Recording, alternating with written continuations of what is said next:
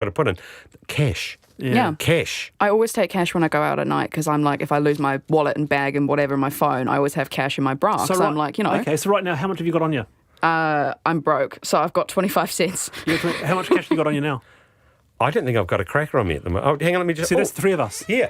No, not a thing. How about that? Oh, I've got a lotto ticket from 2 weeks ago. So you've got 15 million sitting right there.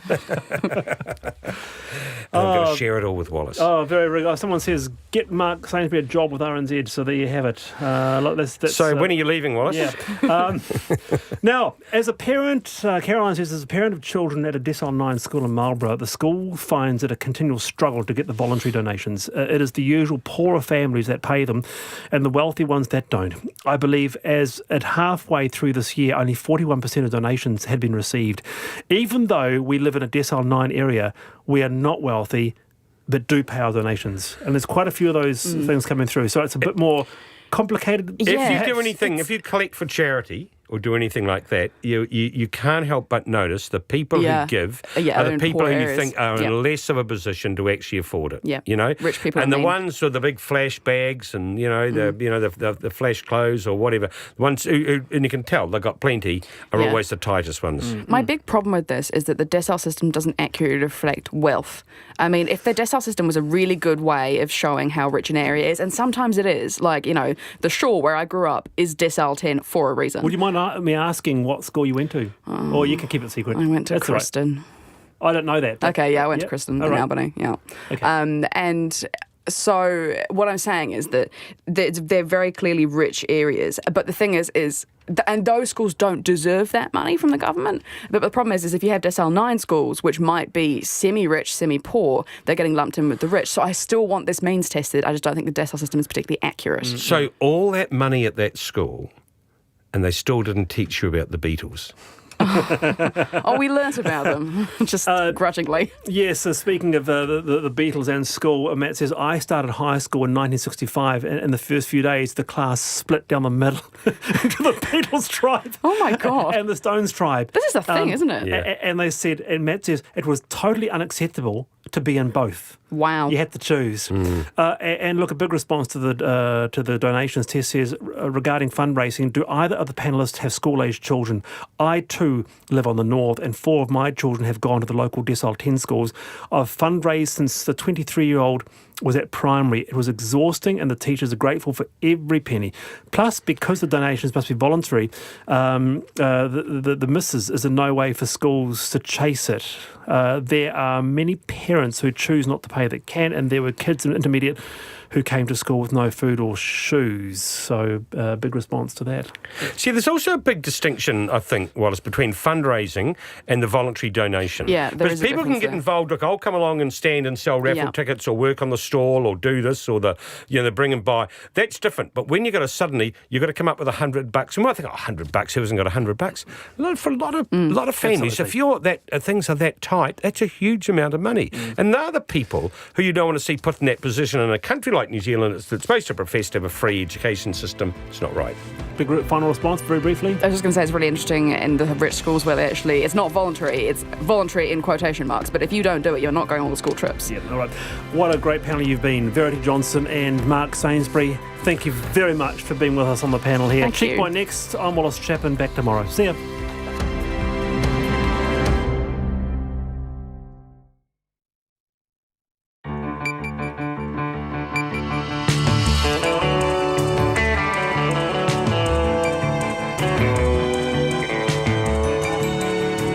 Whakarongo mai koe ki te reo irirangi o Aotearoa. This is Checkpoint on RNZ National. I'm Lisa Owen. On tonight's program, is a revolution brewing over the government gun buyback scheme after some owners are left feeling ripped off with the dollar deal. Who's planning to take their weapons underground or worse, hand them off to criminal elements? Turns out Afghan insurgents were in a village during a controversial raid by elite New Zealand soldiers. The Black Caps clinch a World Cup nail-biter off the bat of Captain Kane. One of Bluff's biggest employers looks to cut jobs by nearly half. And a Hawke's Bay rugby team has opted to lose tournament points rather than give their only female player the boot. And the political bromance, Winston Peters hearts Boris Johnson. RNZ News at 5. Kia ora, ko Susana Leatawa tēnei.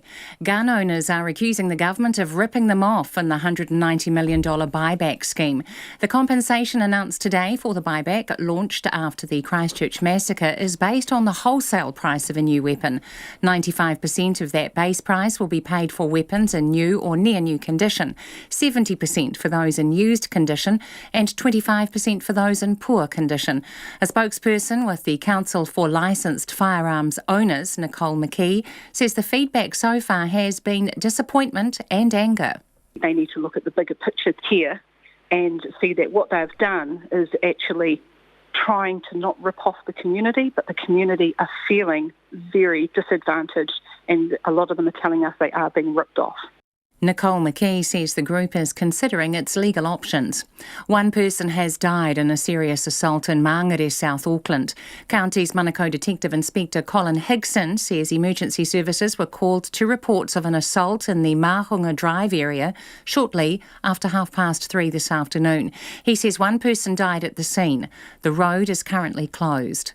The new Plymouth Mayor says the council had no choice but to vote for a $50 million repair and upgrade to Yarrow Stadium.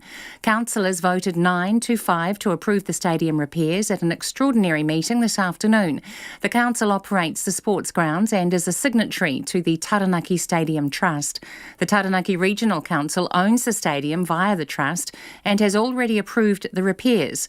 Neil Holdham says there were real risks if the spending was not approved. To say no, we would likely have ended up in control of the Stadium Trust. It comes with $4.27 million worth of debt and a broken stadium that we need to repair. Neil Holdham says New Plymouth would have faced a $39 million bill to pay off debt and carry out basic repairs at the stadium without the support of South Taranaki and Stratford. A small Southland community is stunned by the news up to 30 jobs may be lost from one of its biggest employers. Fishing company Sanford told workers at its Bluff fish processing plant on Tuesday that up to 30 jobs could go as it plans to relocate its white fish processing operation to Timaru. Union Air 2 says the workers were blindsided by the news. Bluff Community Board Chair Ray Fife says the news is gutting for the port town of 1,800 people. He says the whole community has been taken by surprise, and with few prospects in the area, the job losses will be hard felt. Union members will meet tomorrow to decide what to do next. A man shot in the Christchurch Mosque attacks feared that he wasn't going to make it. 51 people died in the attacks and another 50 were injured. Ahmed Iqbal Jahangir was in the Linwood Mosque on March the 15th. He was shot in the upper chest, suffering a shattered collarbone and nerve damage that means he still has no movement in his right hand. He was in a coma for 4 days and spent 8 weeks in hospital being operated on. Mr. Jahangir was back in hospital this week for another round of surgery. I may need to live with this pain for my life, because the nerve that's scattered, they can't do much about it. According to the doctors, there's no medicine that can, cure that pain. Mosque shooting victim Ahmed Iqbal Jahangir. The co-author of Hit and Run, Nikki Hager, says it's a challenging task to investigate cold cases like the one in the book, and he hopes people will keep that in mind after today's revelations. The other author, John Stevenson, has released information contradicting a key element, that there were no insurgents present in the 2 Afghan villages that came under attack by a New Zealand-led mission in 2010. The book claims 6 civilians were killed and 15 injured. Nikki Hager was asked whether this revelation could cast doubt over his credibility or that of the book. I hope not. People could say they've made a mistake or they didn't know something, and I'd say, yes, that's true. Try investigating cold cases years afterwards.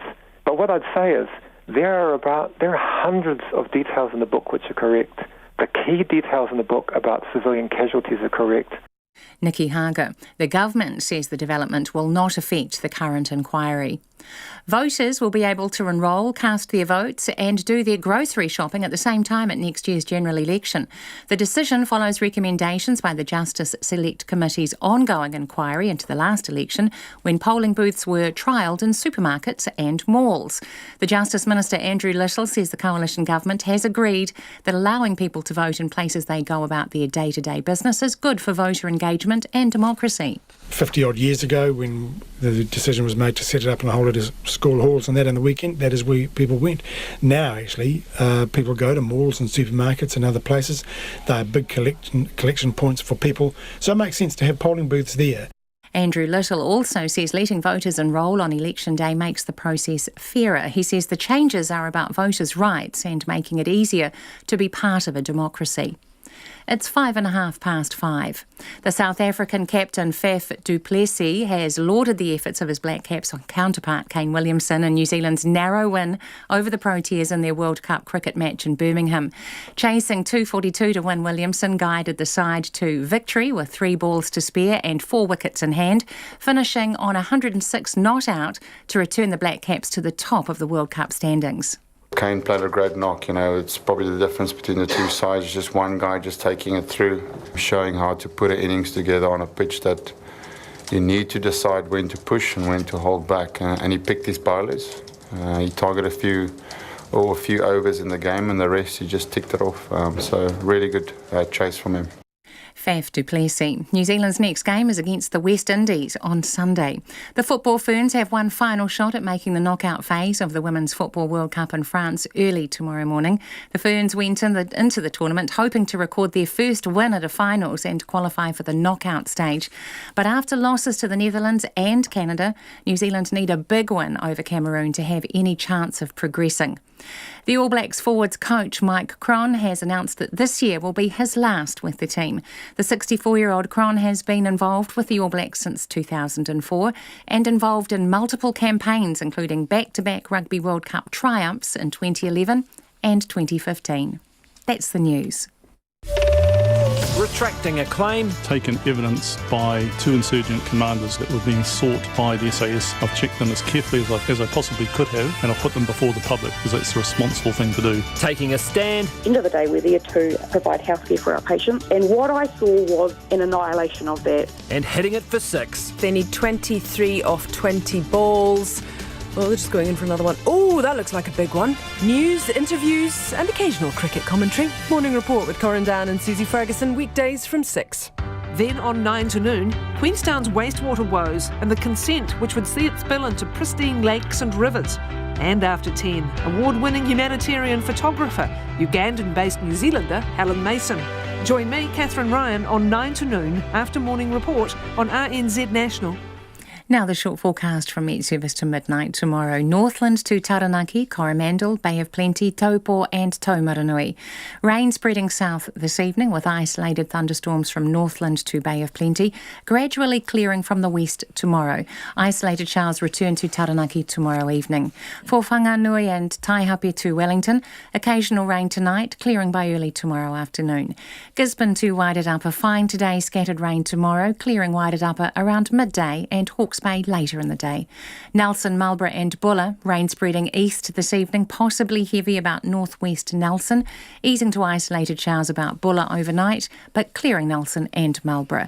Westland and Fiordland, rain turning to showers tomorrow, thunderstorms south of Hokitika from tomorrow afternoon. Canterbury, Otago and Southland, high cloud, patchy rain this evening, fine tomorrow apart from showers about Stewart Island. Chatham Islands, mostly cloudy, rain from tomorrow afternoon. You're with RNZ National, it's coming up to 9 minutes past 5. Thanks, Susanna. This is Checkpoint and I'm Lisa Owen. Tonight, a leading ammunition supplier warns of a revolution if courts do not side with gun owners over the government buyback scheme. Details of the scheme were announced this morning in response to the deaths of 51 people in the March Mosque attacks. Paul Clark, the Managing Director of New Zealand Ammunition, says many gun owners feel ripped off. Some will say, yes, I'll comply. Some are also incredibly incensed that they have become scapegoats for the judicial system and have been punished for a crime they didn't commit, and they didn't. And, some will just throw them away, literally. Some might even give them to the wrong type of people just to spite the government. I've heard that said. I'm not saying anybody will do it, but it wouldn't surprise me if one or two people gave their mini 14s or something to the local mongrel mob just to piss the government off, to put it quite bluntly.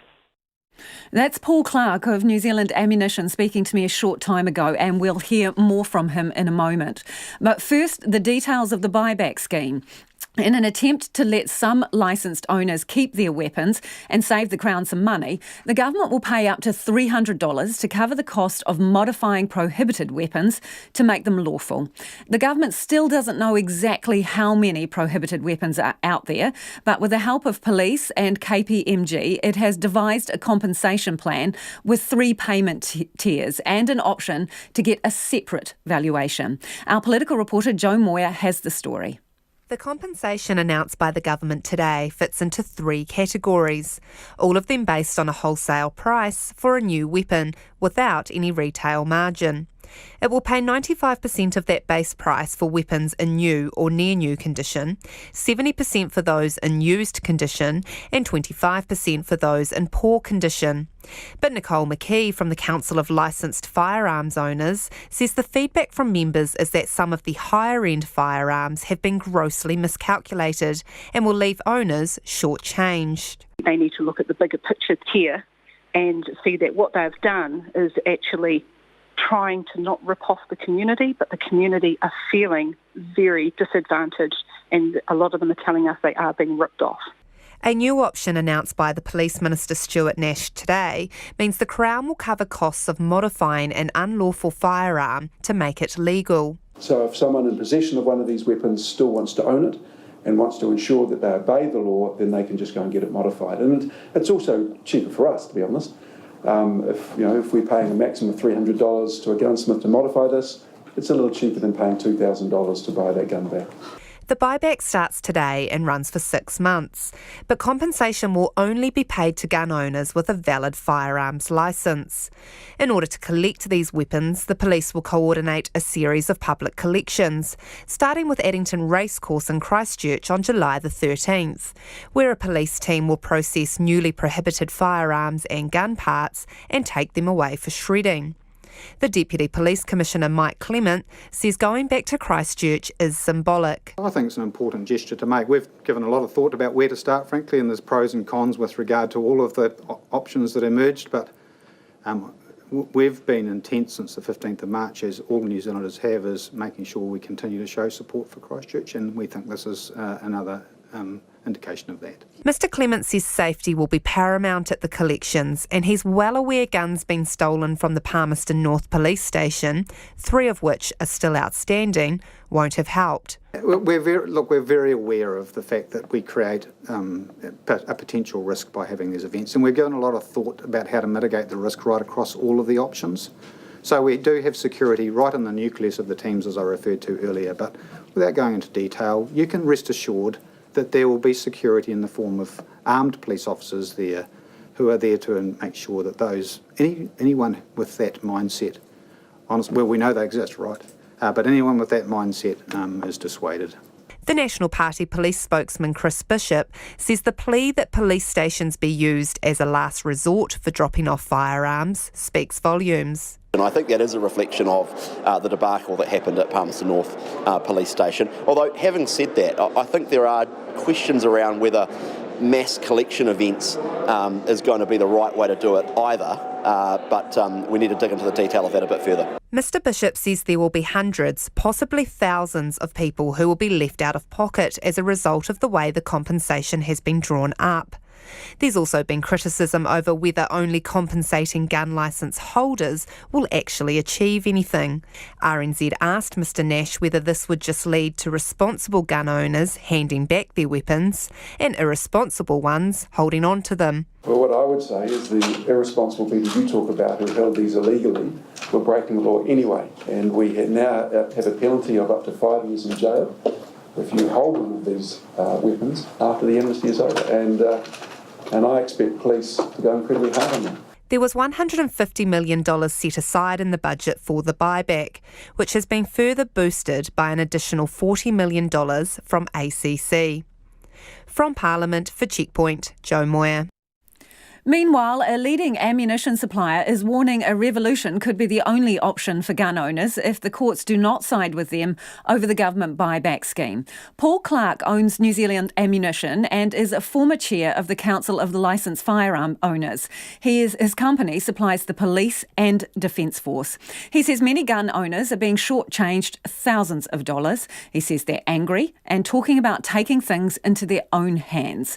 And Paul Clark is warning of a revolution if the courts don't rule in their favour. People have been made criminals for a crime they didn't commit, and that's an injustice in itself. Because we've been penalised. Firearm owners of this country have been penalised for a crime they didn't commit. So does that justify them committing a crime by not handing their weapons in? Well, they can't be any worse off. And where does it stop then? You know, if government starts seizing what was several months ago legally held property, where does it really stop? I mean, if the law, you know, when you study the principles of policing, you take the population with you within reason. And in this case, I don't think that's really been done at all. We know it wasn't done, let's be quite frank. This was rushed through on a hotbed of emotion and other agendas. So you seriously think that some people will simply not hand their weapons in, or yes, they will actively hide them? Correct. I absolutely think that will happen. I don't know what percentage will be, but it will be there. And other people will hand them in and then say, well, I still want that type of firearm, and I'll get one on the black market regardless. It might take them 6 months to get it. It might take a year. But they'll do it. If criminals do it now, it will just expand the market for those illegal suppliers. There is a right to appeal to the district or high court over this if you disagree with the prices, if you want to challenge that. Do you anticipate either you Yes. or someone doing this? Yep, I'm absolutely sure it's going to happen. Last time we spoke, you told me that you would take court action if it came to it. Do you still hold to that? I've got to sit down and go through and see how much money I'm going to lose. But if I think I've lost enough, I will, absolutely. Yes, I don't have a problem with that, because if we can't access the justice system, the only alternative is revolution. Let's be honest about it, because, you know, and there's a lot of people out there who are going to feel pretty aggrieved, dealers, importers. You know, we're carrying the can for a government social policy. So what do you mean by revolution? Literally, what I just said. I mean, what do you got to lose? If you can't even take a thing to court anymore. Paul, this is a very serious thing you're saying. Let's be clear. What do you mean by revolution? Just exactly what I said, revolution, because you've got nothing to lose. If you can't even go to court over legal issues when you've been shafted anyhow, what other alternatives have you got in life? Are you talking about a physical violent uprising? Is that what you're talking about? It could happen, yes. Yeah, because people are aggrieved. You've been screwed by a government for a crime you didn't commit. Think about that. You think about it carefully. You have been screwed by a government for a crime you didn't commit. And they say that, well, tough luck, get used to it.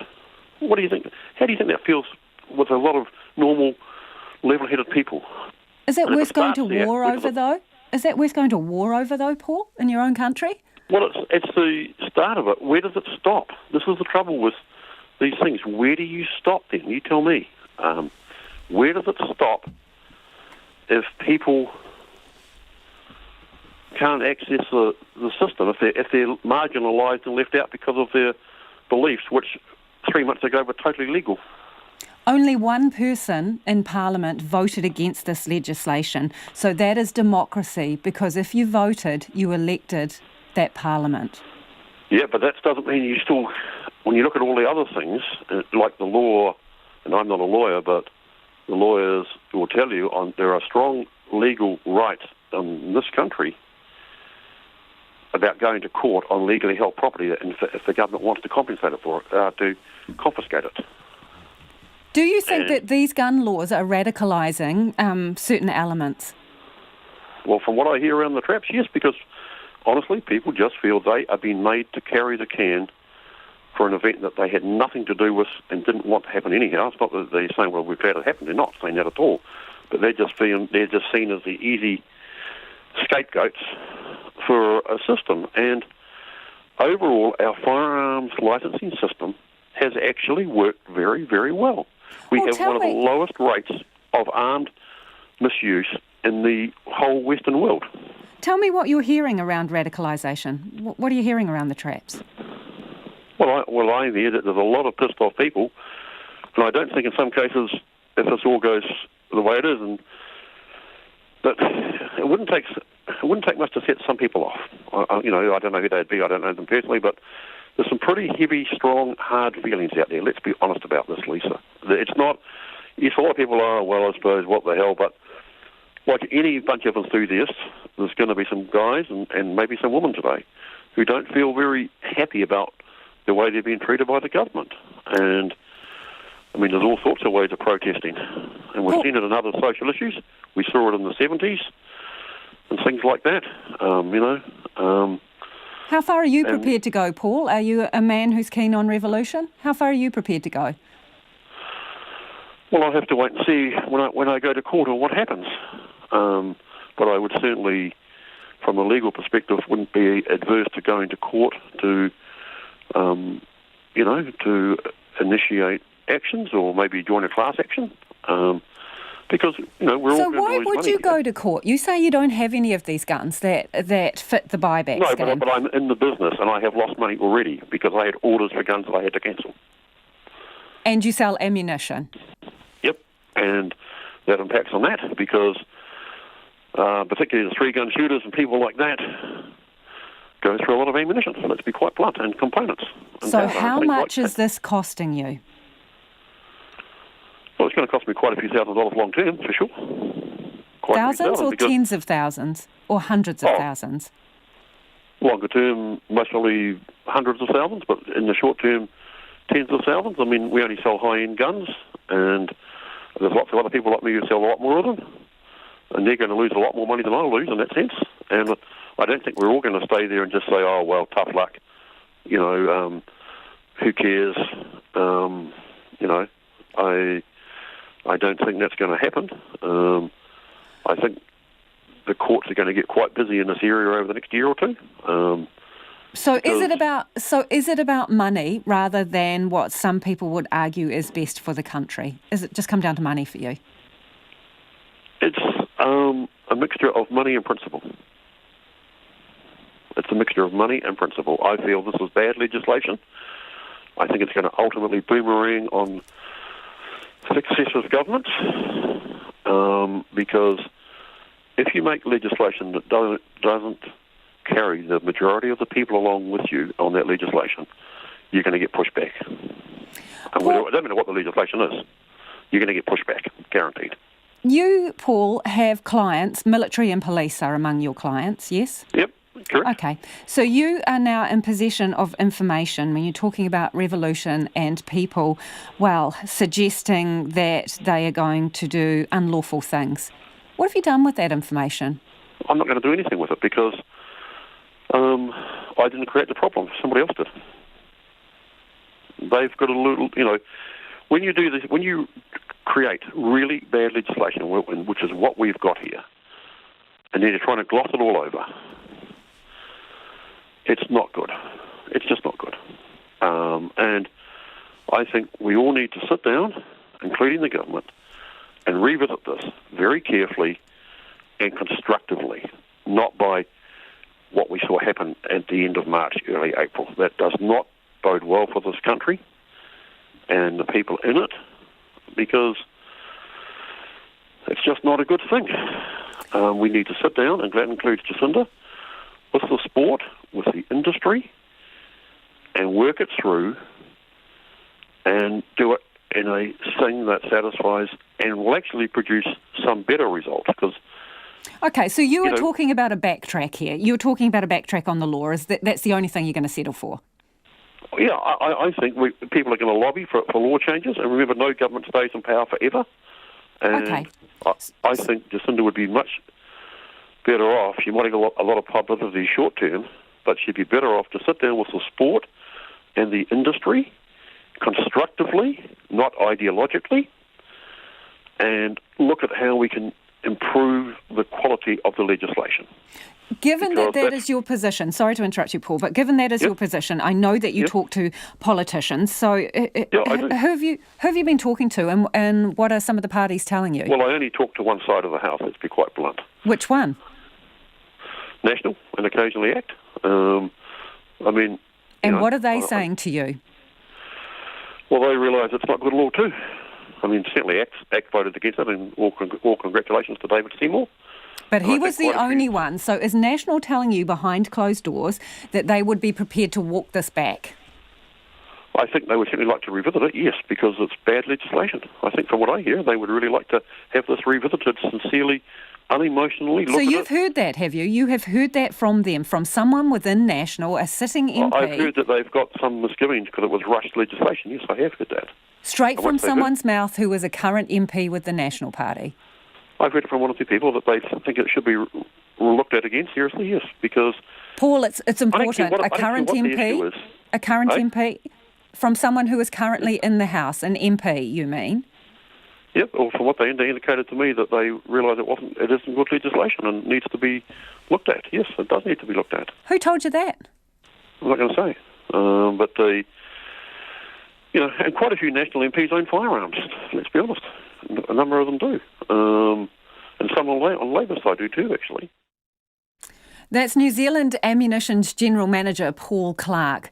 Rangatike MP Ian McKelvey sits on the Finance and Expenditure Select Committee overseeing the gun reforms. He concedes there are flaws in the buyback scheme which leave gun owners out of pocket. He says they should be compensated 105%, not 95%. We'll hear more from him after 6 o'clock tonight. It is 26 minutes after 5 and you're with Checkpoint on RNZ National. Let us know what you think of the gun buyback scheme. Are gun owners getting a fair deal, or does the government need to sweeten it up with, raising the prices to ensure people do hand these weapons in? You can text us on 2101, you can tweet us at Checkpoint RNZ, or email checkpoint@rnz.co.nz. New revelations about key allegations made in the book Hit and Run won't interrupt the official inquiry into the botched New Zealand SAS raid in Afghanistan. One of the authors, John Stevenson, says he now believes armed insurgents were in a village attacked by New Zealand elite soldiers, which contradicts a key claim. But he says the insurgents managed to escape and were not among the casualties. The book alleges 6 civilians were killed and 15 injured in an SAS-led night raid on 2 Afghan villages in 2010. It also claims there were no insurgents in either village. Here's our political editor, Jane Patterson. The release of Hit and Run and the response caused a storm of controversy in 2017, with claim and counterclaim flying. But now it's one of the book's authors who's joined the fray. John Stevenson says he's spoken to 2 Taliban commanders since the book's publication, who both say they were in or around one of the Afghan villages during the operation. This is an admission from 2 of the 3 insurgent commanders that were the target of Operation Burnham, that they were in fact in one of the villages targeted during the raid. John Stevenson says that contradicts information previously given to him from a number of sources, including villages themselves. His co-author Nikki Hager says this new development will be very helpful to the inquiry and backs the book's key claim all 21 casualties were civilians. At the moment, the Defence Force is saying there are insurgents in the town, we shot them here, we shot them there. And the insurgents themselves are saying, nah, they weren't insurgents, that wasn't us, we just slipped off into the night. An inquiry costing $7 million and led by Sir Terence Arnold and Sir Geoffrey Palmer is well underway. The Prime Minister Jacinda Ardern says the new information doesn't remove the need for an inquiry. There have been contested claims for some time now. The whole point of this piece of work was to bring clarity and also make sure that if there were any questions that have been raised, that we are able, with confidence, to demonstrate that the New Zealand Defence Force and those more widely involved were acting within the mandate that they had. Wayne Mapp was the Defence Minister at the time of the raids under the National Government. He agrees the inquiry, which is due to report back by the end of this year, should continue. There's still the question that it's probable that some civilians were killed and injured, including the 3-year-old child Fatima. That was accidental, wasn't deliberate, but it seems likely that did happen, and we do actually have to find out the truth of that. John Stevenson says the accounts from the insurgents about their presence there on the night of the attack strike him as accurate, and it'll be for the public to decide if that undermines the entire book. I think people will have to make their own assessment about that. I would caution people to wait until the inquiry completes its deliberations. I'm confident that the key claims that I have always stood by, that civilians were killed during the operation, will all be confirmed. Nicky Hager says it was a mammoth task, and he hopes people will take that into account before casting any doubts over his credibility or that of the book. People could say they've made a mistake or they didn't know something, and I'd say, yes, that's true. Try investigating cold cases years afterwards. But what I'd say is, there are hundreds of details in the book which are correct. The key details in the book about civilian casualties are correct. A lawyer representing villagers in Afghanistan says the revelation that armed insurgents were in the village makes no difference to her clients. Deborah Manning says it confirms why the villagers have lost confidence in the Operation Burnham inquiry, because it has known about this information for several months but not told her. And the Defence Force issued a statement today saying it's fully participating in the inquiry and will continue to do so. From Parliament for Checkpoint, Jane Patterson.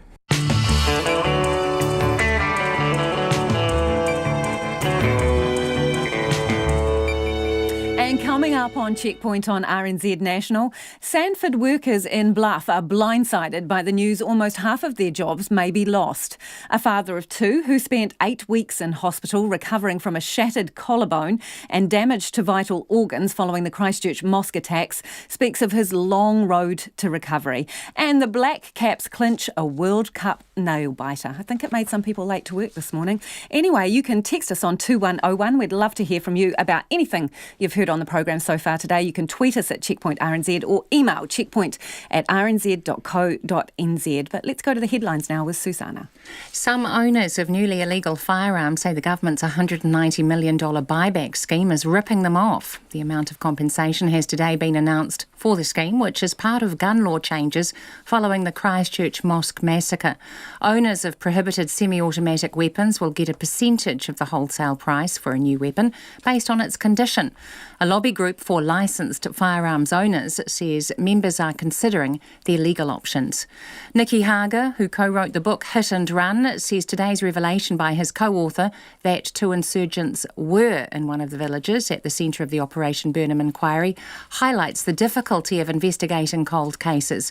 John Stevenson's revelation contradicts a claim that there were no insurgents in two Afghan villages attacked by the New Zealand-led mission in Afghanistan in 2010. The book claims 6 civilians were killed and 15 injured. The government says the latest development will not affect the inquiry. Air2 Union says workers at Sanford's fish processing plant in Bluff have been blindsided by the news that up to 30 jobs may be cut. The company plans to move all its white fish processing operations to Timaru.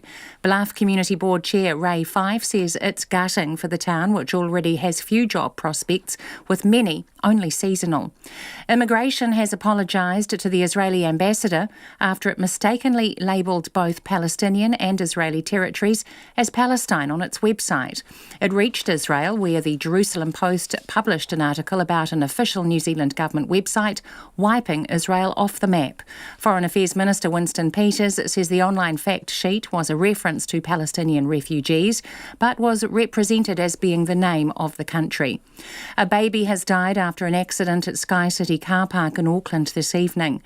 Sky City says the baby was injured in an accident at about 5:30 last night and died later in hospital. The police say the death has been referred to the coroner. Those are the latest news headlines on RNZ National. Our next news and weather update is at 6. Thanks, Susanna. If you just joined us, this is Checkpoint and I'm Lisa Owen. Let's get to business now with Nona. Hi, Nona. What gifts do you bring this afternoon? Well, I have some numbers for you. Yes, apparently the economy is slowing down but could bounce back. Well, it's doing not too badly. The first quarter of the year, our numbers for the first quarter only have come out today. So the first quarter being the first 3 months. Yep. And that was the period ending March 31st. So our annual growth there was 2.5%. which is what the market was expecting. And it's a pretty tidy figure as well. 2.5%, it's easy to say, right? And also, but it's good too. 0.6% for quarter-on-quarter growth, which is pretty good. And that was exactly what the market was expecting. Now, they're expecting also that this quarter, which is ending June 30th, has seen a bit of an increase, a slowdown.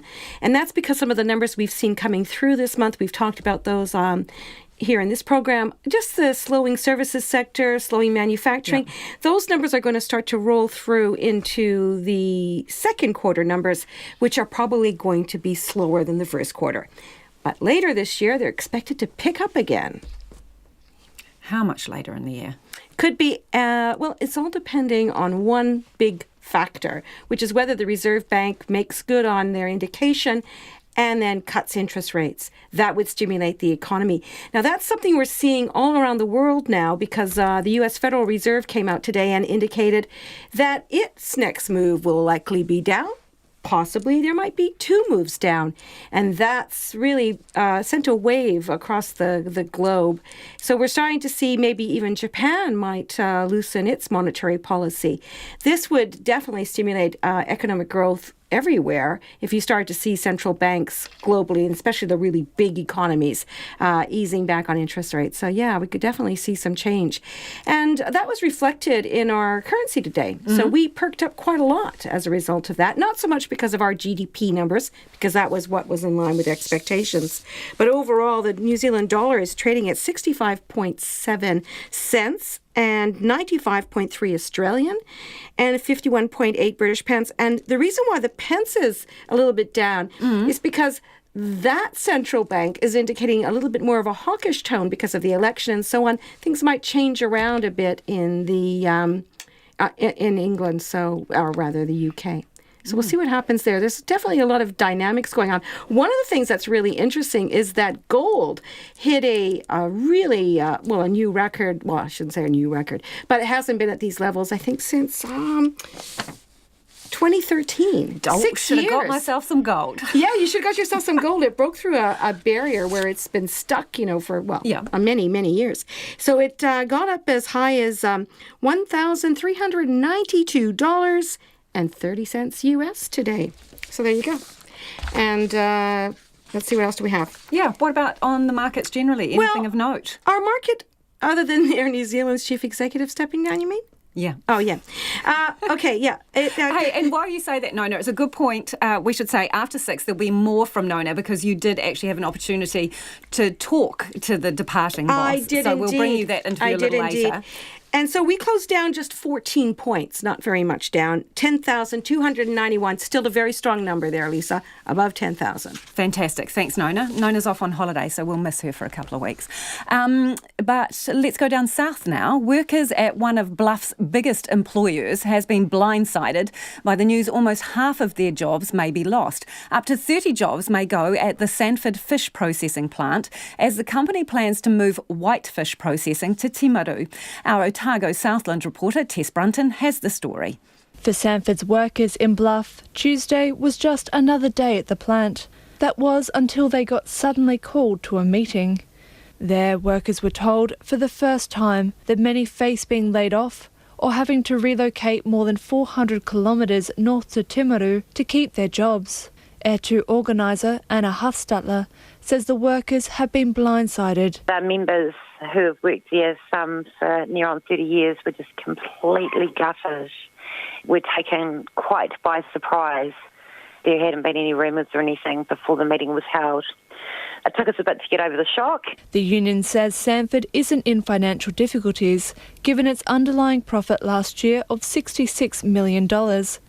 And Sanford's chief executive, Volker Kuntz, concedes Air's assessment that workers were blindsided is fair. That is pretty true, actually, that we came into the plant on Tuesday morning and announced that proposal.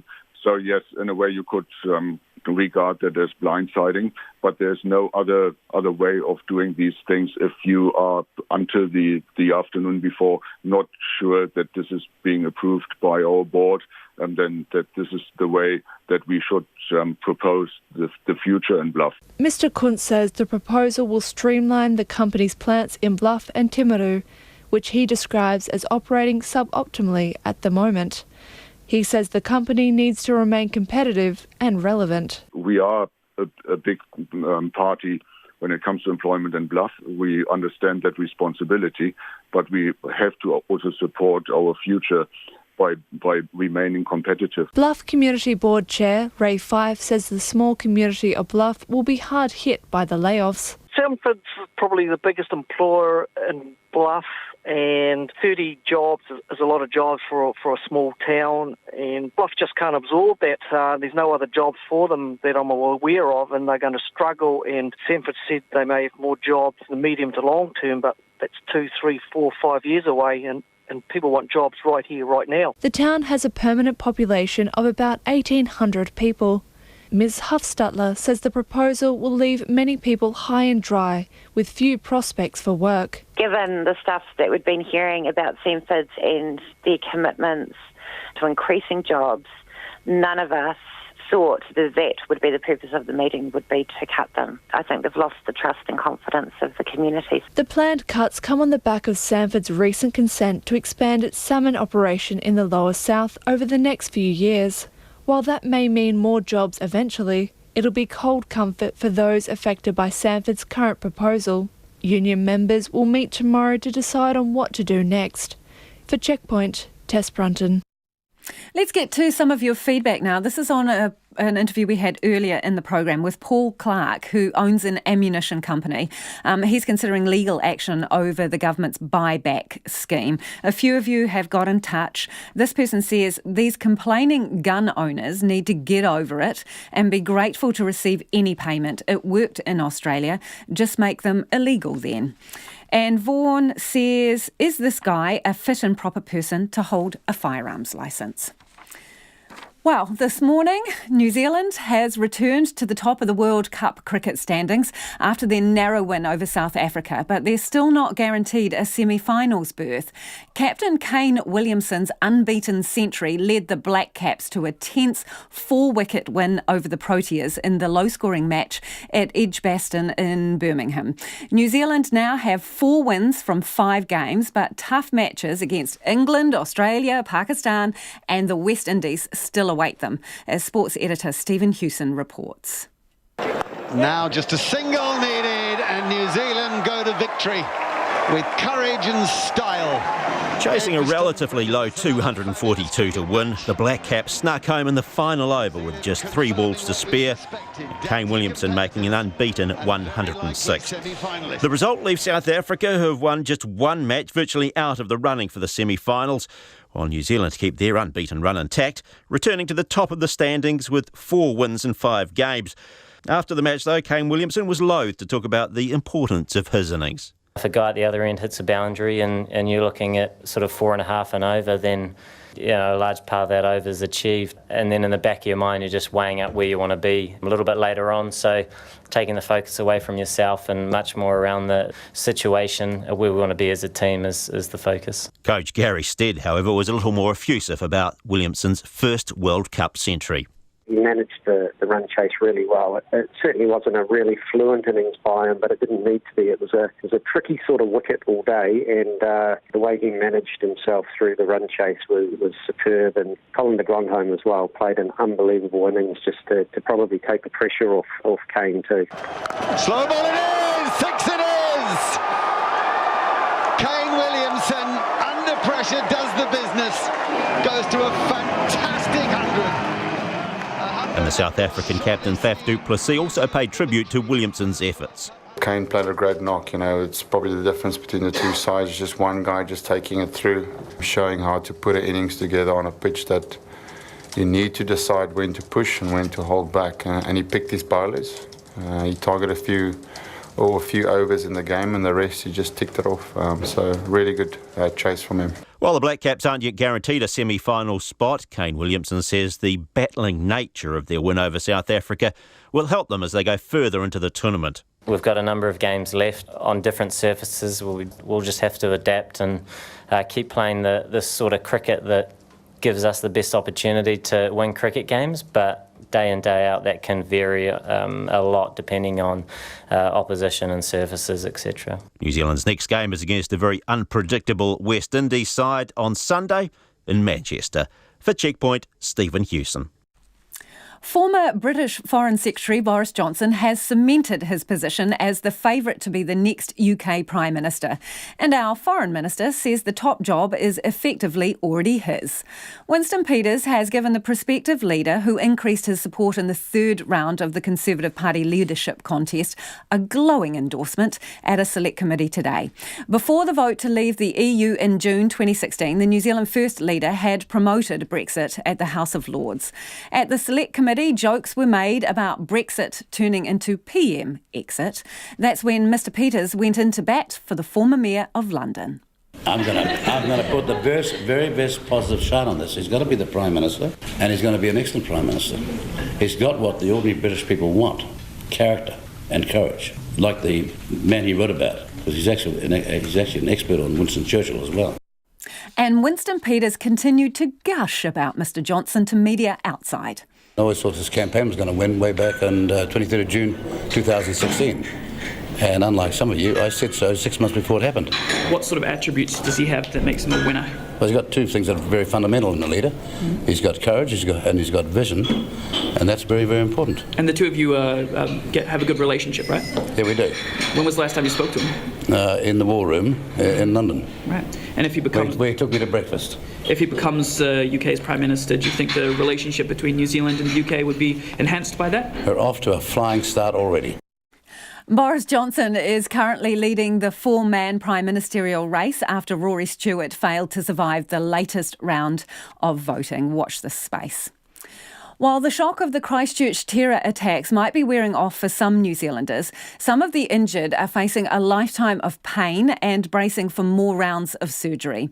One of those people maimed by the attackers' bullets is Ahmed Iqbal Jahangir, who was in the Linwood Mosque where 7 people died. The father of 2 was in a coma for 4 days after the shooting and spent 8 weeks in hospital recovering from a shattered collarbone and damage to vital organs, including his lungs, which needed multiple surgeries. He still has no movement in his right hand, which continues to cause him daily pain, requiring 30 different kinds of medication. This week he was in hospital yet again for bone grafts to repair his collarbone. He spoke to Christchurch reporter Conan Young and visual journalist Simon Rogers and began by telling them about his memories of the March 15th attacks and his fears that he wasn't going to make it. I was trying my best to, keep myself awake till I reached the hospital, and I remember now that I've been asking while in the ambulance for going to the hospital. I've been asking questions like, how far are we from the hospital? I don't want to close my eyes before that. When the shooting started, Ahmed rushed next door to the women's prayer room and warned them to take cover.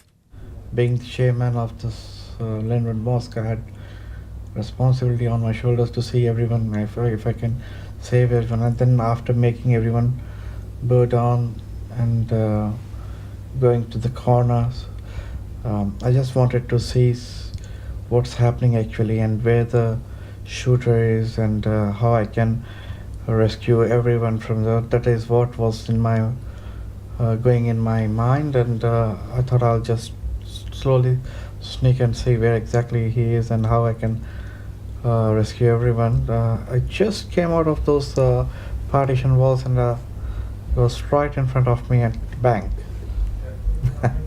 That is the time when I was just felt on the ground, and then So you the saw rest is the story here. You saw him? Yeah, he was just right in front of me. Yeah. And your wife was with you in the ambulance on the way to hospital? No. Yeah.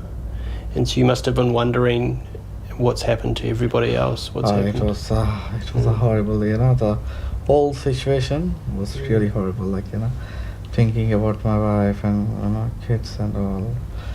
Yeah. That day is still hard for Ahmed to talk about.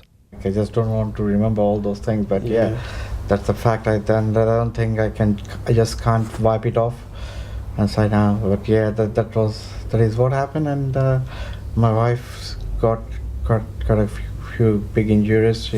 She had small fracture on her shoulder, and she was stamped, and there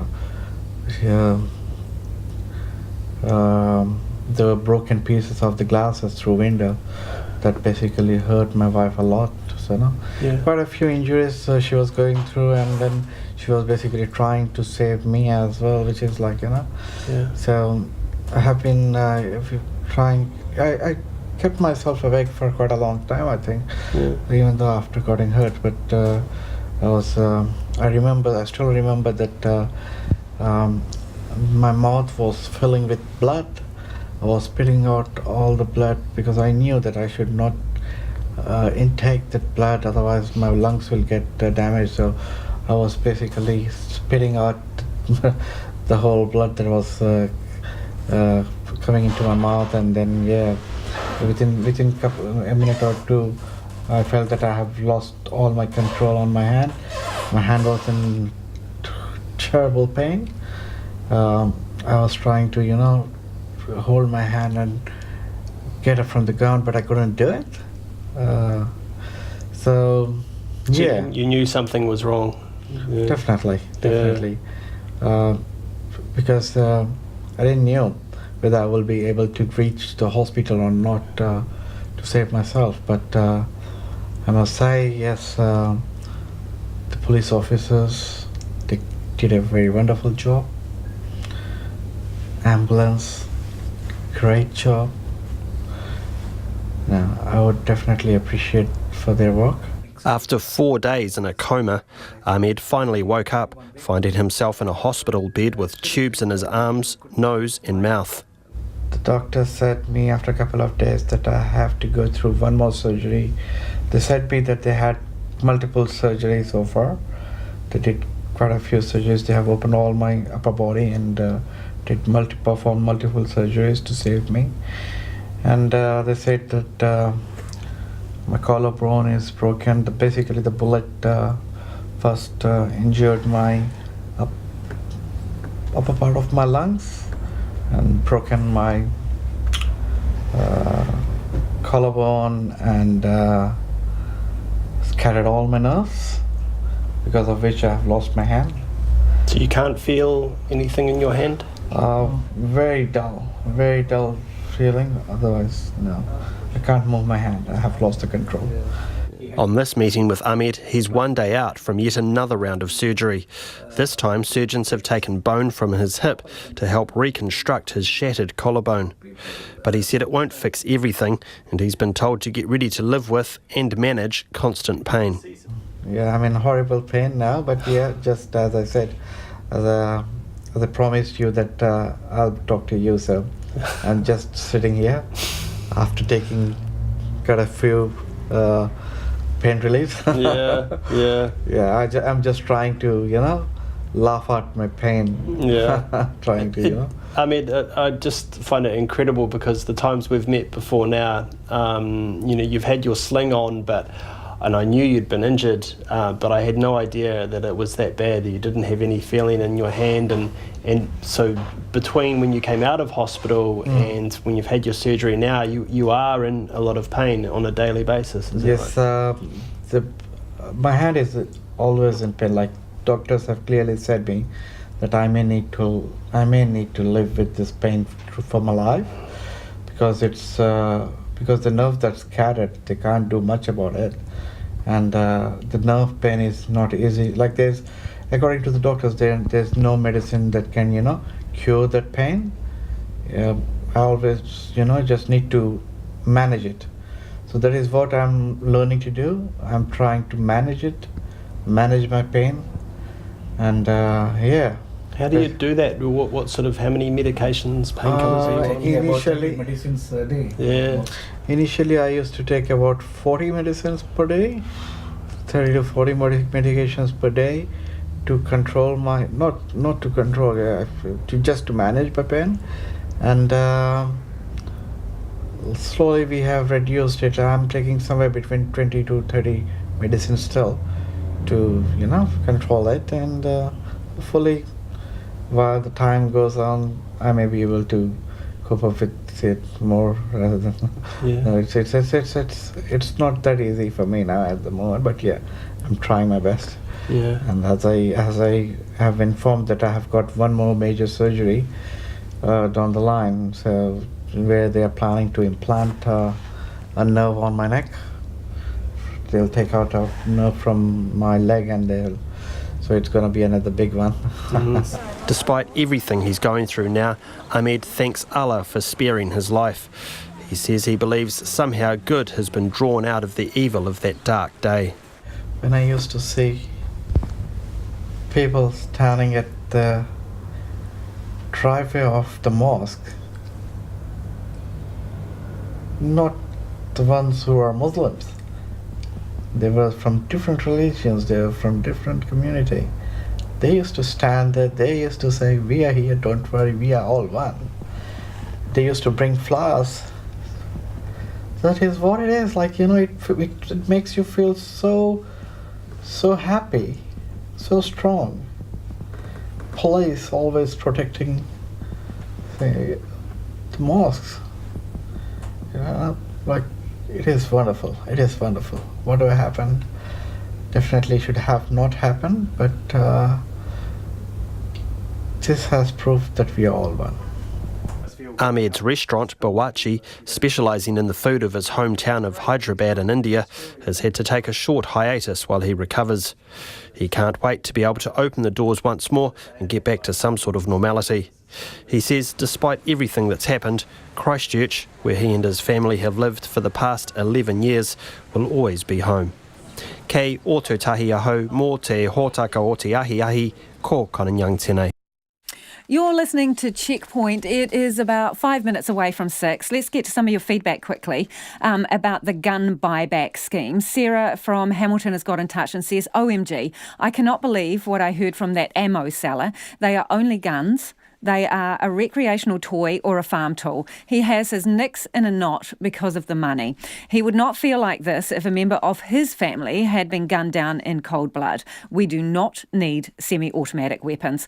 And Frank says he registered his rifle in good faith that the government would pay a fair price for the buyback, but feels totally ripped off now knowing that he will only get 90% of the wholesale value and not the retail value that he paid. Keep your feedback coming. You can get to us on text 2101, tweet us at Checkpoint RNZ, or email checkpoint@rnz.co.nz. 11-year-old Briar Hales made headlines yesterday after being told her first 15 rugby team would lose competition points if she took to the field, because she's a girl. Overnight, her teammates from Havelock Intermediate in Bay of Plenty have decided to back Briar and effectively forfeit their season. One team member even called the local paper to give her a shout-out. Our reporter Charlotte Cook spoke to Briar's dad, Dean Hales, who is thrilled with the support for his daughter.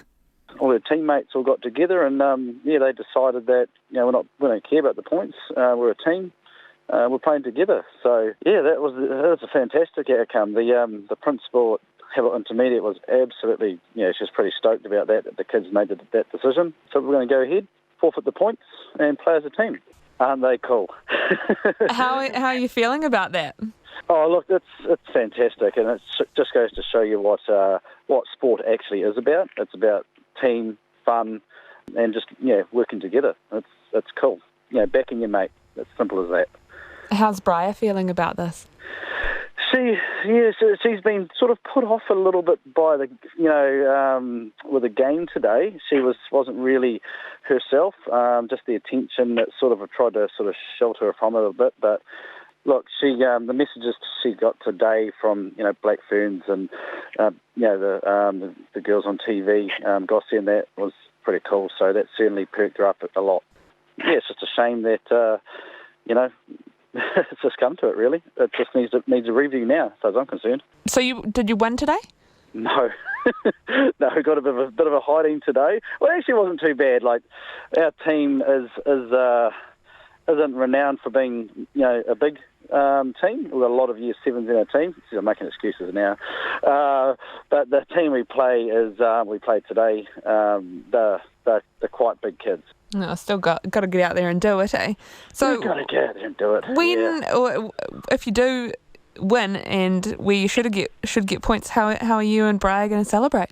Oh, mate, I shouted her some bit of burger fuel today. I gave her got her a bit of a feed. So, even if we next week when we play a Super 6 tournament, like I always just try and focus on what she needs to work on for every game, and try not to bribe her too much. But it's just more about at her age, it's about just improving every game, and you're never going to get it all right. But as long as she's enjoying herself, that's the main thing. And that was Dean Hales speaking to Charlotte Cook about his daughter Briar Hales, who's in the first 15 team. After 6, we'll bring you more on the government's gun buyback scheme. We're getting a lot of feedback in from people on both sides of the fence. More of that too. RNZ News at 6. Ngā mihi nui ko Susana Leata tēnei.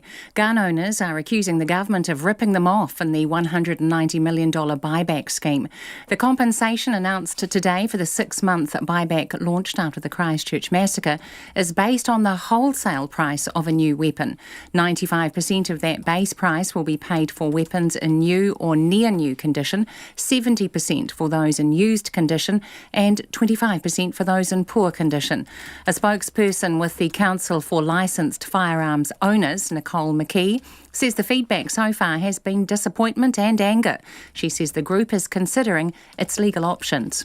Wellington gun enthusiast Gerard Dobson says the price on offer is a joke.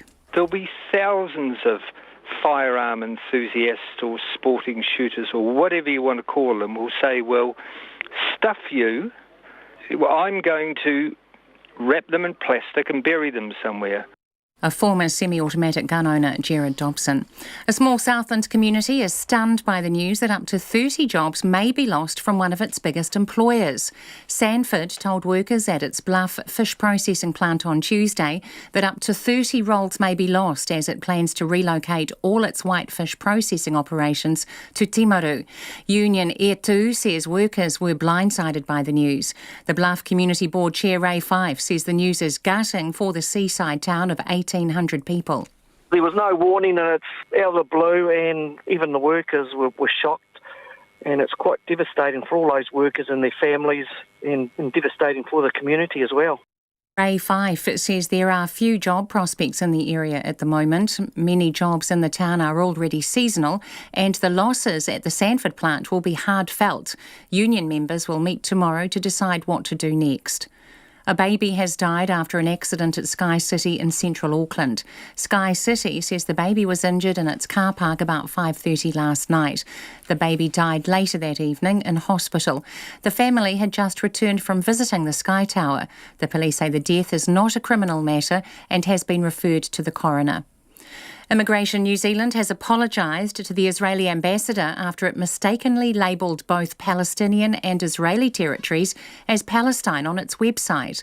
The mistake has reached Israel, with the Jerusalem Post publishing an article about an official New Zealand government website wiping Israel off the map.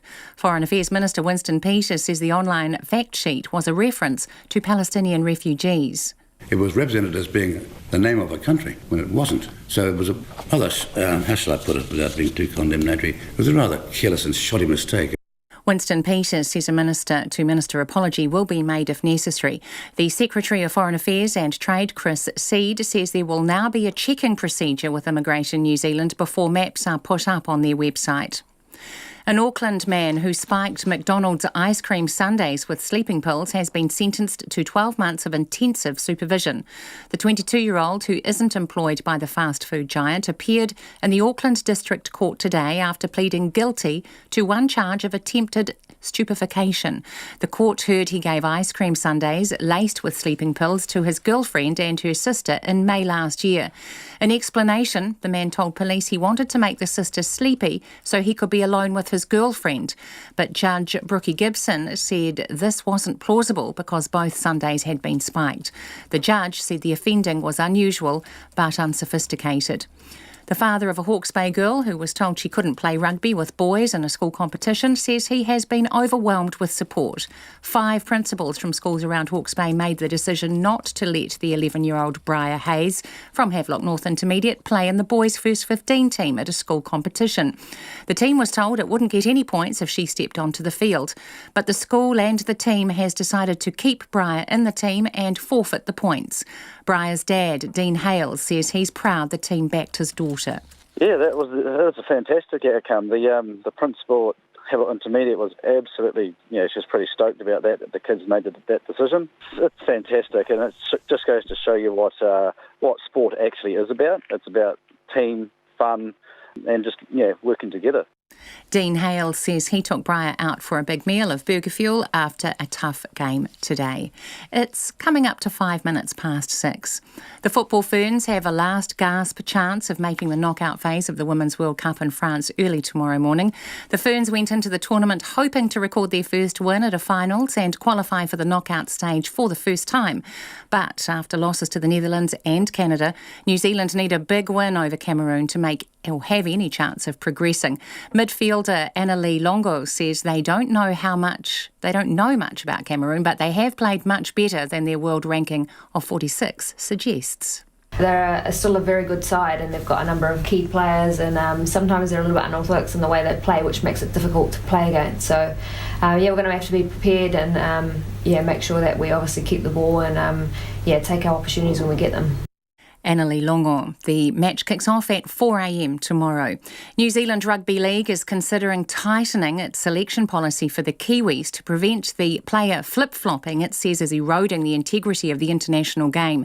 Chief Executive Greg Peters will ask international governing body the RLIF to change the rule that allows players to change their allegiances at will between Tier 1 and Tier 2 nations. The NZRL will also have a review of its own policy, with last week's late defection of Manly prop Martin Taupu'u to Samoa, another example of the sport's relaxed rules. The Kiwis play Tonga in Auckland on Saturday, and their Mate Ma'a side features 8 former Kiwis. 4 New Zealand athletes, snowboarder Zoe Sadowski-Sinnott, IndyCar driver Scott Dixon, footballer Abby Ursig and MMA fighter Israel Adesanya have all been nominated for the American ESPYs Sports Awards. That's the news. Tonight on Nights, a window on the world of Berlin's new airport, billions over budget and still waiting for the first plane, while Alison Ballance chairs a discussion on the practicality of making New Zealand predator-free by 2050. What's it all for? We are increasingly getting some amazing results. This year in the 21-year Landsborough study, mohua were the most commonly encountered bird. I guess that's what it's for. On Nights from afternoon news at 7 on RNZ National. Now the short forecast from Met Service to midnight tomorrow. Northland to Taranaki, including Coromandel, Bay of Plenty, Taupo and Taumarunui. Rain spreading south this evening with isolated thunderstorms from Northland to Bay of Plenty, gradually clearing from the west tomorrow. Isolated showers return to Taranaki tomorrow evening. Whanganui and Taihape to Wellington, occasional rain tonight, clearing by early tomorrow afternoon. Gisborne to Wairarapa, fine today, scattered rain tomorrow, clearing Wairarapa around midday, and Hawke's Bay later in the day. Nelson, Marlborough and Buller, rain spreading east this evening, possibly heavy about northwest Nelson, easing to isolated showers about Buller overnight, but clearing Nelson and Marlborough. For Westland and Fiordland, rain turning to showers tomorrow with thunderstorms south of Hokitika from the afternoon. Canterbury, Otago and Southland, high cloud, patchy rain this evening, fine tomorrow apart from showers about Stewart Island. Chatham Islands, mostly cloudy, rain from tomorrow afternoon. You're with RNZ National. It's 8 minutes past 6. Thanks, Susanna. If you're just tuning in, this is Checkpoint and I'm Lisa Owen. Earlier in the program, we heard from New Zealand Ammunition CEO Paul Clark, who warned of a revolution if courts do not side with gun owners over the government buyback scheme. The compensation announced by the government today fits into 3 categories, all of them based on a wholesale price for a new weapon without any retail margin. It will pay 95% of that base price for weapons in new or in near-new condition, 70% for those in used condition, and 25% for those that are in poor condition. Paul Clark says this is not good enough for many gun owners who feel ripped off. It wouldn't take much to set some people off.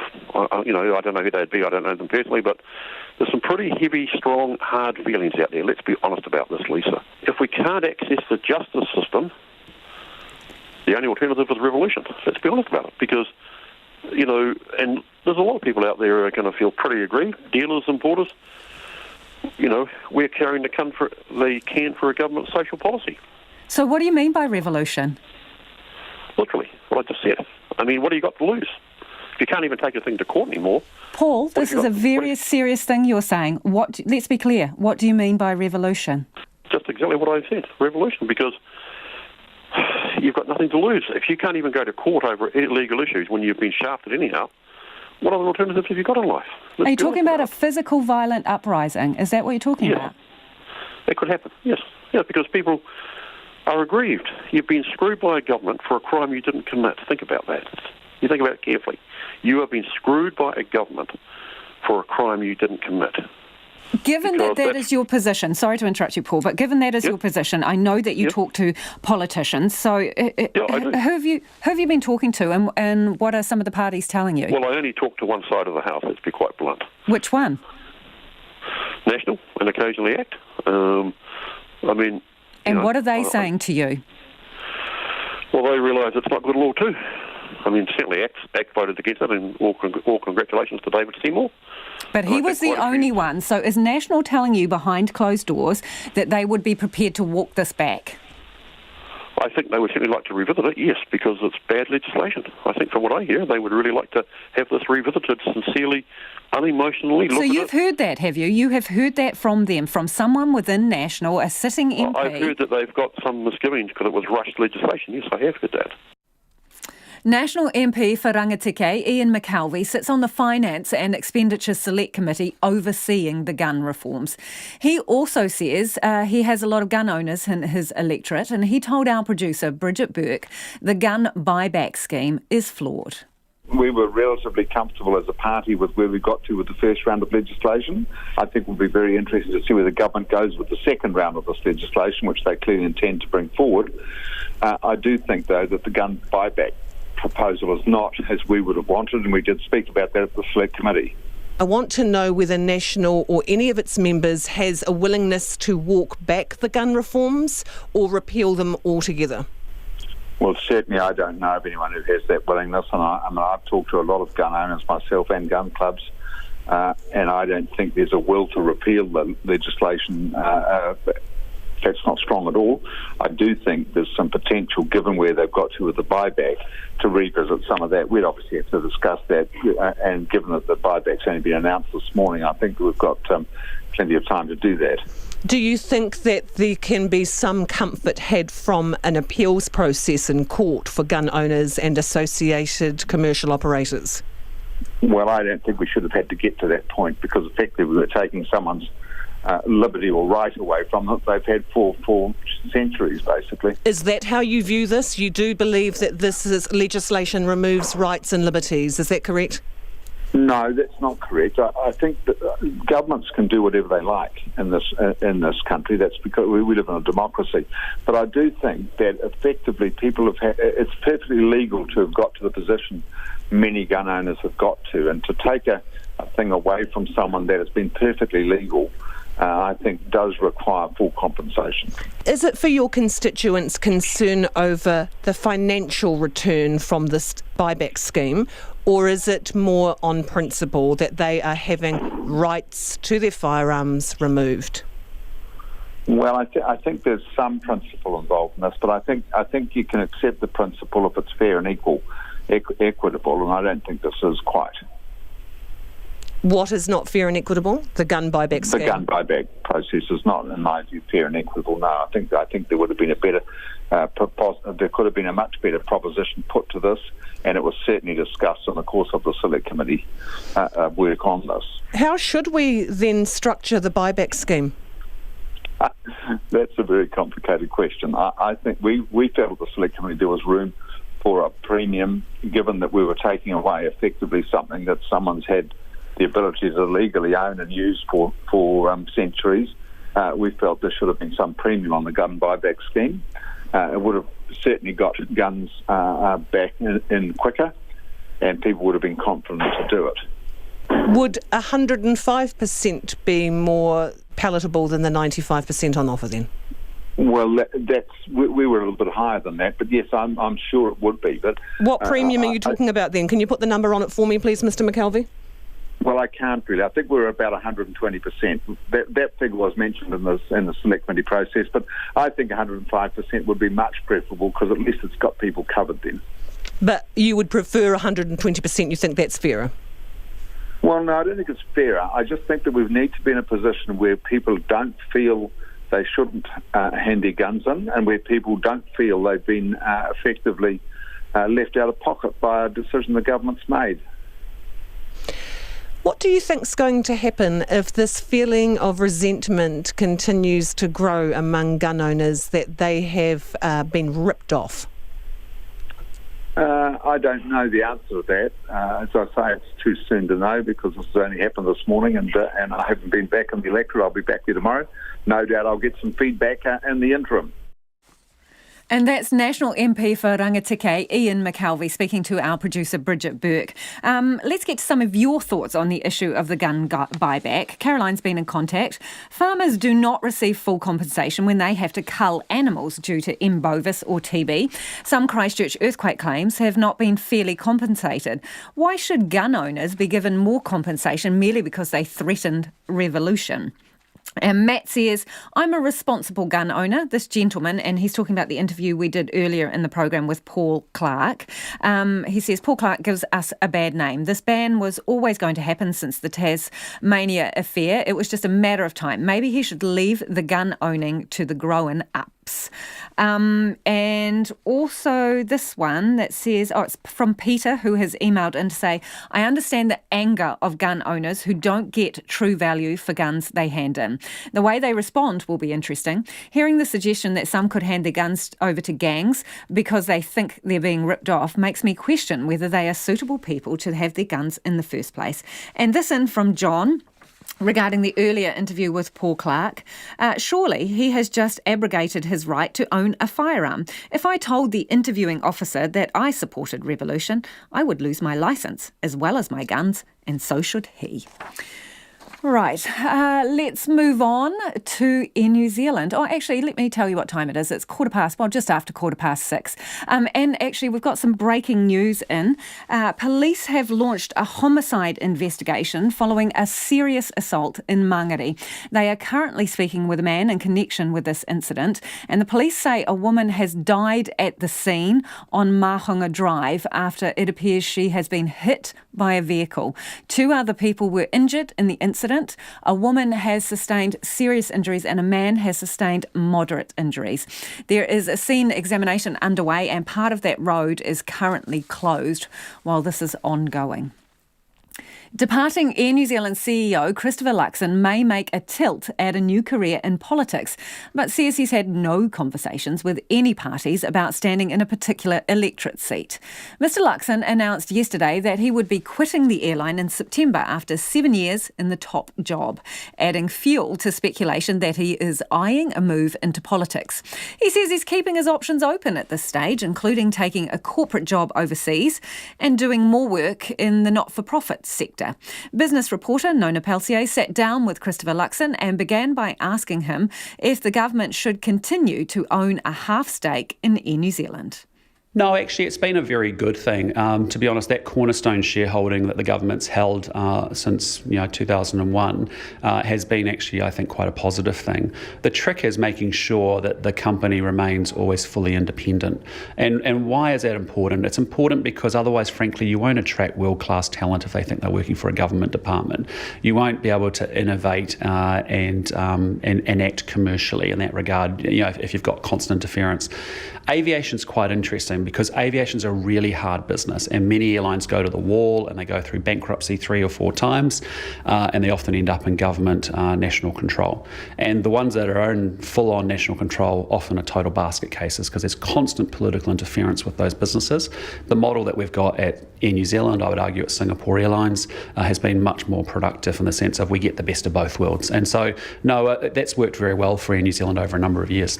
So staying with politics, it's clear that you have some political aspirations, at least that's what your colleagues would say, and the industry more generally, and of course politicians are punting that you're going to step up and stand for national in the next coming election. Is that what you're going to do? Yeah, look, I appreciate there's lots of speculation of lots of other people talking about what I may do in the future. The bottom line is it will be my decision. And what I'm trying to do is sit here and say, look, I spent 16 years living overseas and I chose to come back home to New Zealand to do this job. I think it's been an important job. And I think hopefully while I've been able to run a good airline, I've also been able to helpfully think about how you can use a business like Air New Zealand and actually make a contribution to society. So whether you're in the world of business or whether you're a community leader, I sit on a tier fund aid organisation and we do a lot of work on human trafficking, or whether you're in government, those 3 actors in civil society actually need to work together on some of our biggest problems. So for me, I want to finish strongly here. I want to get to the summer. I want to be able to take December and actually think very clearly and intentionally about what I want to do next. And that could take many forms. It could take the form of another corporate experience. That, in fairness, would probably more likely be overseas. Secondarily, it could take the form of me wanting to get more involved in a lot of non-profit stuff that I'm quite interested in as well. And thirdly, going into politics, and that is something that is, I'm not ruling out, is where we are. Well, I'm sure you've been courted. Well, no, there's no plan. And so I know there's a lot of conjecture, and I'm going to run in this seat, and I'm going to run, none of that's been, there's been no conversation about that whatsoever. One party won't be snapping up Christopher Luxon should he decide to turn his hand to politics. Here's what Shane Jones had to say when asked if the airline boss could be a fit for New Zealand First. He disemboweled the regions of Air New Zealand, so no, I don't think he would. Would he make a good National Party MP? First, he will have to get rid of Simon Bridges. Then he will have to conquer Judith Collins, and that is no small task. I have never ever found Mr. Luxon to be rude or impolite. It's just that he has a different ideological complexion to me, and now he is openly my political foe. That's New Zealand First MP Shane Jones. 5 years after a Malaysian Airlines passenger plane was shot down above eastern Ukraine, Dutch prosecutors have charged 4 men with the murder of almost 300 people on board. International arrest warrants have today been issued for the 3 Russians and Ukrainian. They're accused of procuring a Russian missile launcher which fired at flight MH17, which was en route from Amsterdam to Kuala Lumpur. Russia has dismissed the charges as absolutely groundless. The BBC's Damien Grammaticus reports.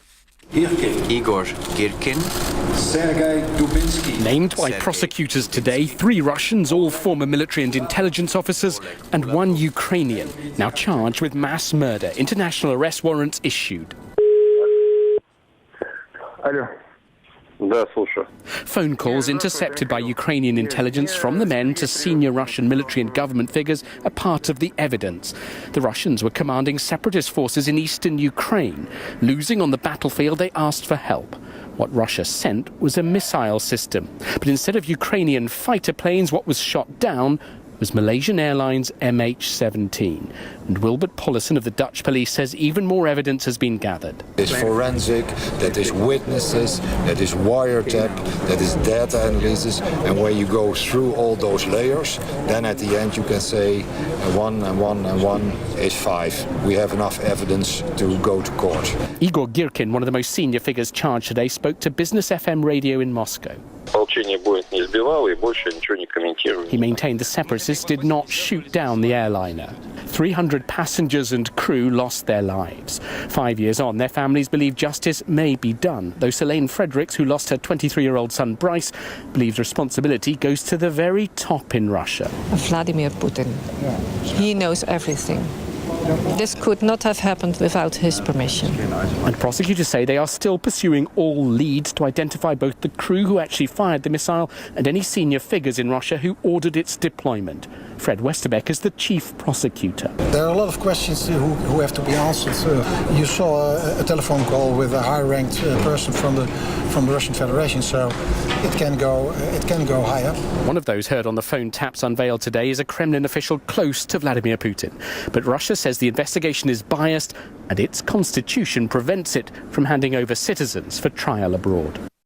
Damien Grammaticus with that report. Let's get to some of your thoughts on the issue of the gun buyback. More details were announced today. Tom has got in contact to say, I'm a firearm owner who has to sell my Mini 14 to be legal. I'm not wealthy and could use the money, but I accept that for all of us to live together safely, some freedoms need to be curtailed. This law and buyback seems like an easy sacrifice given the damage my firearm can do in the wrong hands.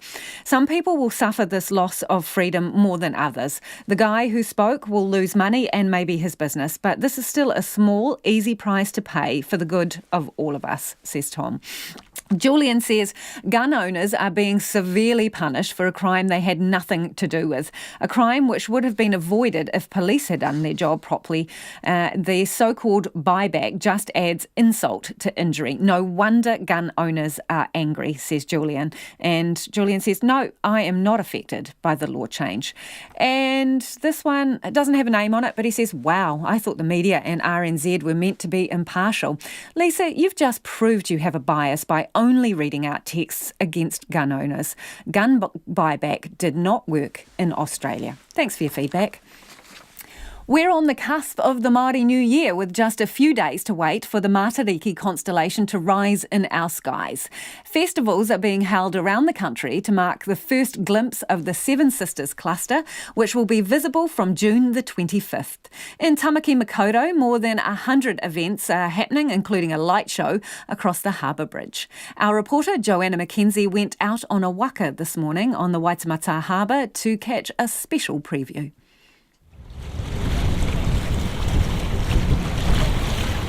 Just before dawn, the Waka Haurua, or double-hulled Waka Aotearoa 1, glides out of the viaduct and into the open harbour. The sea's calm, but the wind is biting as the Waka pulls up beside the harbour bridge for the show to begin. This year's Matariki light show has been created by the iwi manaki, or host iwi, Waikato Tainui.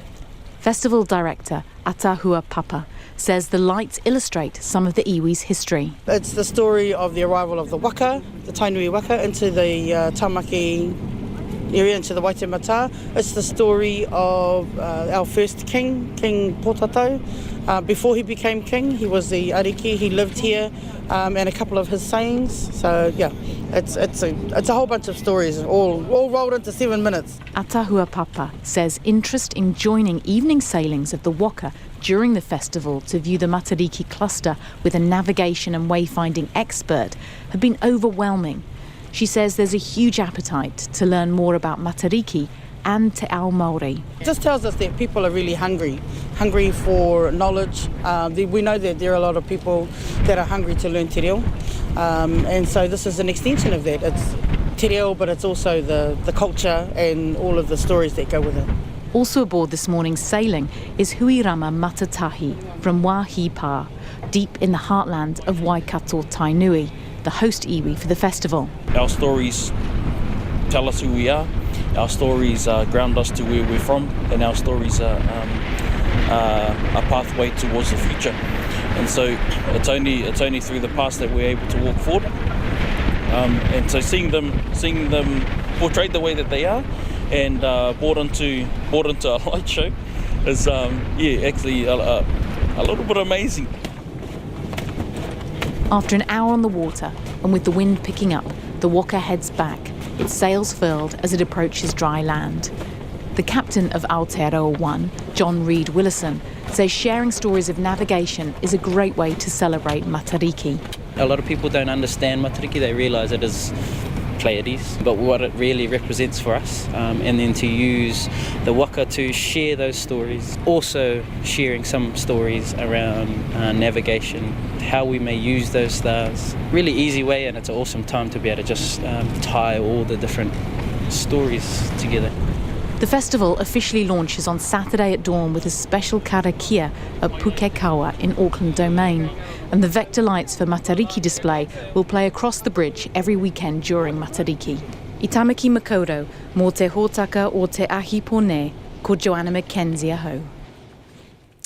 Thanks for all your feedback this evening. We've had a lot of it in, so we'll try and get through a bit of it now before we have to go. Sandra's been in contact. This is about the gun buyback. She says the Muppet talking about a revolution on the gun buyback needs a visit from the police. Richard pretty much agrees and says, please confiscate all this guy's guns, not just the newly prohibited ones. Joe has also been in contact and says that I refer to the behaviour of your guest on the gun buyback. I believe he was inciting violence with his comments and the way they were delivered. Tessa says if the gun owner feels aggrieved by the buyback offer, they should imagine what people in Christchurch were offered for their houses when they were red zoned. Amazing, says Tessa. And Jenny says, I feel ashamed to be a New Zealander listening to the CEO of New Zealand Ammunition. What happened to doing what is right for New Zealand society? Why do some people feel they have to be compensated more generously for doing their part in making our country safer? And on a more cheery note, 11-year-old Briar Hales made headlines yesterday after being told her first 15 rugby team would lose competition points if she took to the field because she's a girl. The players are now supporting her and are prepared to forfeit the points. This person says, why would 5 Hawke's Bay school principals make the decision that a team of an intermediate-aged children should forfeit points if they have a girl in their team? Wow, were there any women among those principals? How weird in 2019. Thanks for your company this evening. Don't forget to look at all our stories online. We'll be back tomorrow. RNZ News headlines at 6:30. County's Manukau Police have launched a homicide investigation after a woman died and 2 other people were injured in an assault involving a vehicle in Mangere. National MP Ian McKelvey, who sits on the Select Committee overseeing the gun reforms, says the buyback scheme is flawed and owners need full compensation. The death of a baby after an accident at the Sky City car park in Auckland yesterday evening has been referred to the coroner. An Auckland man who spiked McDonald's ice cream sundaes with sleeping pills has been sentenced to 12 months of intensive supervision. Our next news and weather is at 7. Take the pulse of the day's news every weeknight at 10. A lot of people have got this once were warriors narrative going on in their minds. A lot of situations where babies are uplifted from, that's not what they're coming from. Live with local, national and international stories and some